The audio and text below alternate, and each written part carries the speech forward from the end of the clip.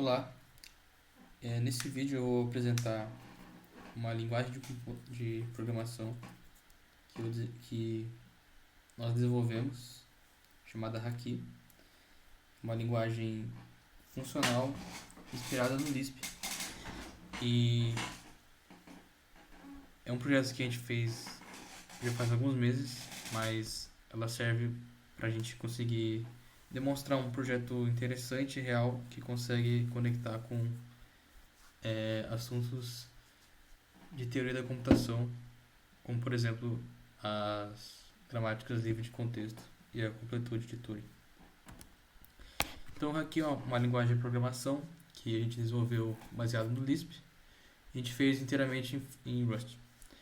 E esse projeto ele consegue demonstrar o ciclo de vida de um compilador, mas que a gente também conecta com teoria da computação e linguagens formais e autômatos, e também de engenharia de baixo nível. Então, uma das fases dos compiladores, né, que é a análise sintática, ela está muito ligada à gramática livre de contexto, né?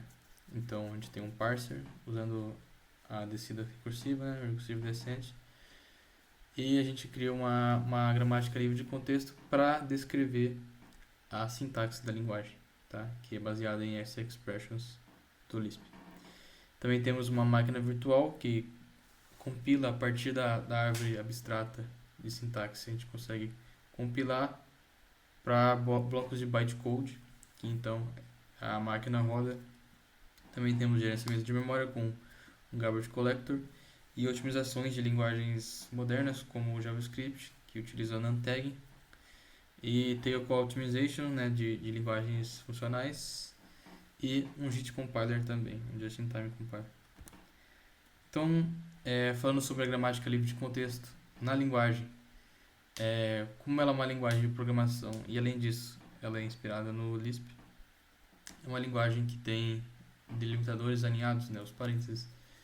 Então, de certa forma, a gente não teria como representar isso usando um autômato finito determinístico, né? A gente não teria como representar isso com expressões regulares. Então a gente precisa de um autômato de pilha, né? Ou uma gramática livre de contexto. E aqui a gente tem então um exemplo da gramática usada na linguagem. Uma expressão, ele pode ser um atom, uma lista, um vetor, um hashmap ou um quote. A lista ela pode ser uma sequência dentro de parênteses, né? Assim como o vetor, que é uma sequência dentro de square brackets, né? E um hashmap é uma sequência dentro de curly braces. E a sequência ela é uma expressão seguida de uma sequência ou uma string vazia. E o atom, eles são os tipos primitivos da linguagem, né? Então pode ser um símbolo, ou um número, ou uma string, ou um booleano, ou uma chave. Então, dando um exemplo, a nossa linguagem ela tem um açúcar sintático no parser, né? Então a gente faz um syntax sugar para, por exemplo, para vetores e hashmaps. Então, essa notação de square brackets e números, né, dentro de um vetor, ele traduz para uma expressão chamando a função vector que cria um vetor, né, na memória. E a mesma coisa para o hashmap.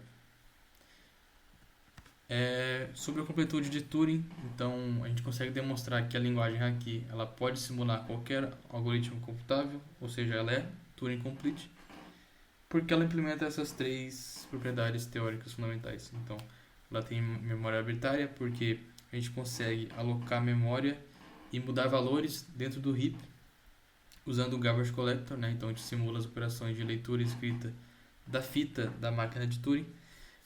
Também a ramificação, né, o branching, então a gente consegue alterar o fluxo de execução, né, do programa usando ifs, né, if else, e repetição ilimitada, porque a gente consegue ter repetição de instruções através de recursão, né, chamadas recursivas, que usando o tail call optimization a gente consegue até fazer com uma chamada recursiva ela seja um processo iterativo, tá? Que é processado pela VM e também pelo compilador JIT. Sobre a sintaxe, então a linguagem ela tem uma expressividade, uma sintaxe moderna. A gente utiliza estruturas nativas, né, como eu falei, os square brackets e os curly braces para hash maps e para os vetores.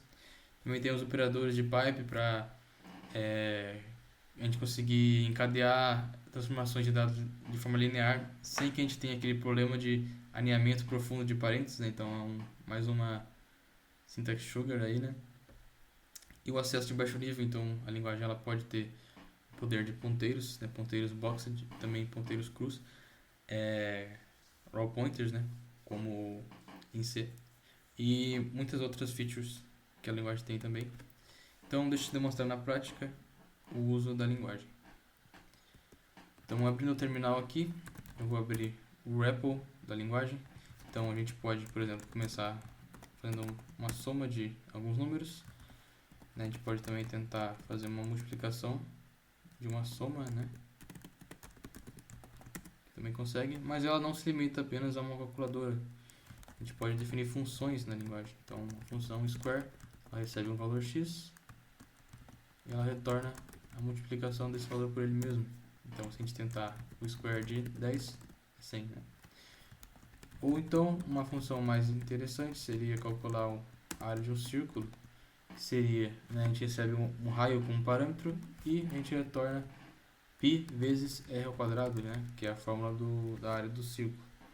Como a gente já calculou, como a gente já criou a função square, né, a gente pode usar ela aqui. Então, né, a área do círculo de raio 10 seria π vezes 100, né? Eu também posso demonstrar alguns exemplos de programas que eu fiz, por exemplo, o programa da API.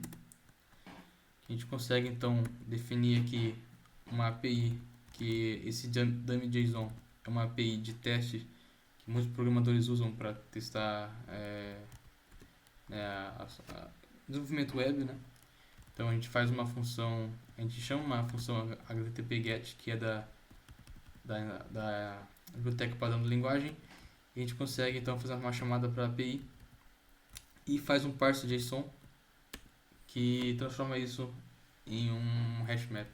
Então aqui a gente consegue capturar, né, as chaves e os valores dos hash maps, e com isso, se a gente rodar isso,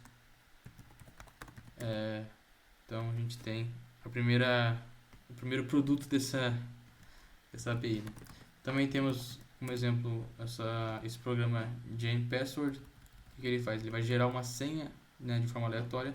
Então ele recebe um tamanho, define aqui uma string de todos os possíveis os caracteres possíveis da senha, né, transforma isso numa lista e captura o tamanho dessa lista. Aí essa função iter, ela é uma função recursiva, porém ela é um processo iterativo, então ela é tail optimized, né? Tail call optimized.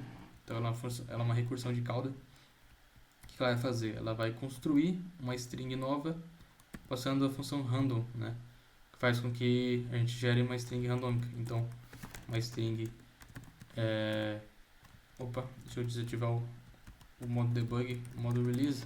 A gente vê aqui ela é uma senha de 12 caracteres, ela gera também uma de 32, e se eu rodar de novo ela gera senhas diferentes, né? Que ela é randômica.